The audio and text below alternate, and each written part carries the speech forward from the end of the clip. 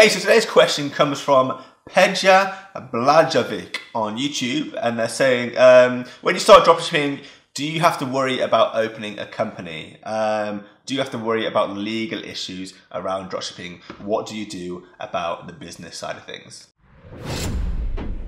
So, thanks for tuning in to Start Starting Up, the channel all about sharing tips for selling online. Videos answering your questions just like this every day, so make sure to get your questions in the comment section below, and I'll do a video on that in the future. But you've started dropshipping, or you want to start dropshipping, what do you have to do about starting a business? So, first and foremost, you need to definitely tell the tax man in your local country, so tell the government that you are making an income through this Shopify business. So how do you do that? The way I did it when I started selling on Shopify is I set up my own sole proprietor business. I became a sole trader in the UK. It's called sole trader, sole proprietor are the terms used depending on what country you're in. So what that basically told the UK government was, I am now making my own income and I have to be in charge of paying my own taxes. I'm recognizing I'm making money and I recognize I have to pay taxes to the government every year. I'm telling you that I know that, and I'm taking steps to set a business up in some form, and I'm going to be paying you the taxes on this income I'm earning from this business venture. So when you set yourself up as a sole trader or sole proprietor, you then need to basically track all of your financials. So all the money coming in, so all the sales you're making from your Shopify customers, and also all the money going out. So the money you're spending things on, so your Shopify monthly subscription, the money you're spending getting the products manufactured, so your manufacturer, your supplier. Any money going out, you can even say stuff like your electricity bill, your Wi-Fi, any business expenses, you're logging those within the year.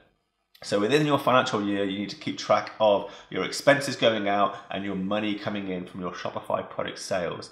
And then at the end of the financial year in your country, in the UK it's April to April, but it might change depending on where you are. And you're the person asking this question in Serbia. At the end of your financial year, you send a tax return to your government saying, hi, I'm a sole trader. Here is everything I've earned from my business in the last year. And then here's the taxes I owe you on those earnings. And it's really as simple as that to get started. Just register as a sole trader, sole proprietor, and you're good to go.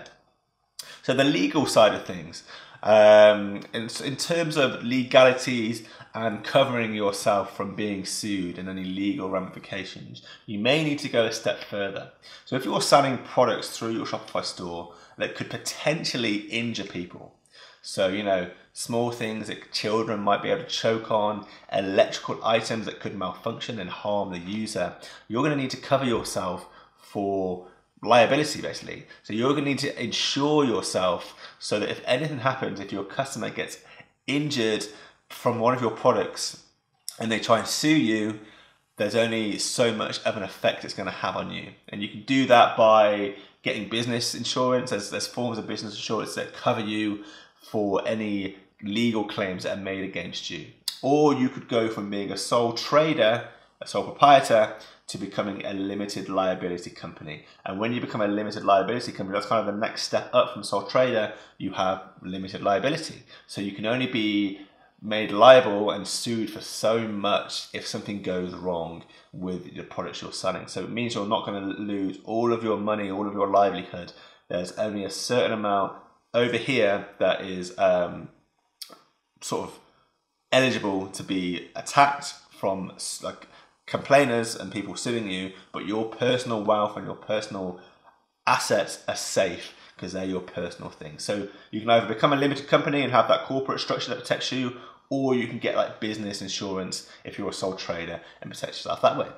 But it's super easy to get selling with Shopify. Just register as a business, pay your taxes at the end of the year, and if you're selling potentially harmful products, get the correct insurance protect you.